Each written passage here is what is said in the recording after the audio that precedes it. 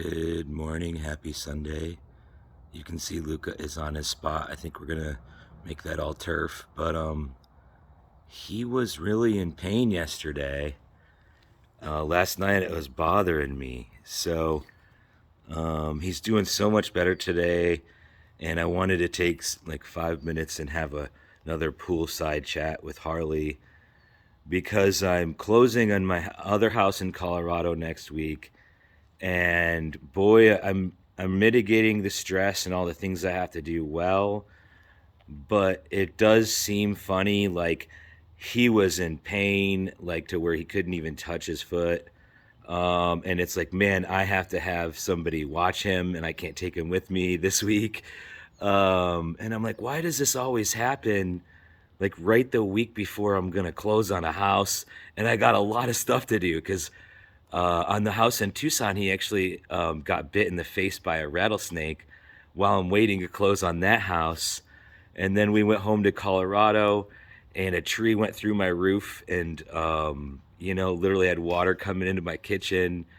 And then I had to leave all that and come down here and close. So, like, geez, why does this happen? And I kind of was just a little bit at my limit. I was at a friend's house, and she actually ran dogs. So she was like telling me what to line out, and she had some injuries because her dogs were running dogs. And so we got some like doggy aspirin, and we got him back home, and he's doing much better. And so I guess what I want to share is what helped me in the moment, maybe was a hug, and, just realizing, like, man, it's just going to be like that. Was maybe a hug, and it's just going to kind of be like that sometimes when you're trying to really move some chess pieces around.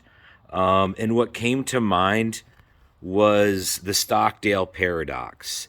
Right away, I'm like, this is something that's really helped me out of a book called Good to Great. And it's a business good to great kind of context book.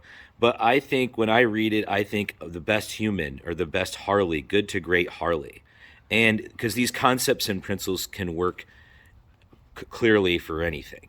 And the Stockdale paradox comes from a commander Stockdale, who was captured in Vietnam and led troops in the context of being captured and tortured. And how do you keep people alive? How do you keep people from, kind of giving in or giving up? And so, to give examples, he would say, all right, you can be tortured for X amount of hours and give them this information, and then X more hours and give them this information. And when interviewed, they're asking him who didn't make it. And he said the optimists didn't make it. And this was really confusing, and they had to tell me more kind of question, right? And what he said was the optimists were like, oh, we'll get out of here by Christmas. And then Christmas came and went, and it didn't happen. Oh, well, we're going to stay positive, and we're going to get out of here by next Christmas. And after 2 Christmases coming and going, they couldn't stay positive anymore, and they didn't make it. And so what he said you have to do is you have to be, we're going to get out of here. It may be Christmas, it may not, but we have to have a yes, we're going to get there attitude, but really understand what the situation is here in front of us on the ground, and don't sugarcoat it. And we're getting tortured, and we may, guys, get tortured for years, okay? We're going to freaking get out of here, but it might be a while. So it's this paradox, you see, of yes, being optimistic in knowing, that kind of positive side, but also flipping it and standing in the boots on the ground and really evaluating, what you have. So that's what helped me, guys, was that this situation with Luca, even though I was taking it on like, man, we got to take him to the hospital and blah, blah, blah. And well, it's not life or death. He seems to be, better, but you get amped. Like, this is the kind of thing that's going to happen when I have 18 other things going on. Anybody knows me knows I have a lot going on right now. And and Luca's my boy. So I'm gonna throw the Stockdale paradox out there is what helped me through something like this. I'm gonna edit this one together and hopefully it makes sense.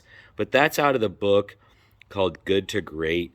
And I'll put the notes in there maybe or something.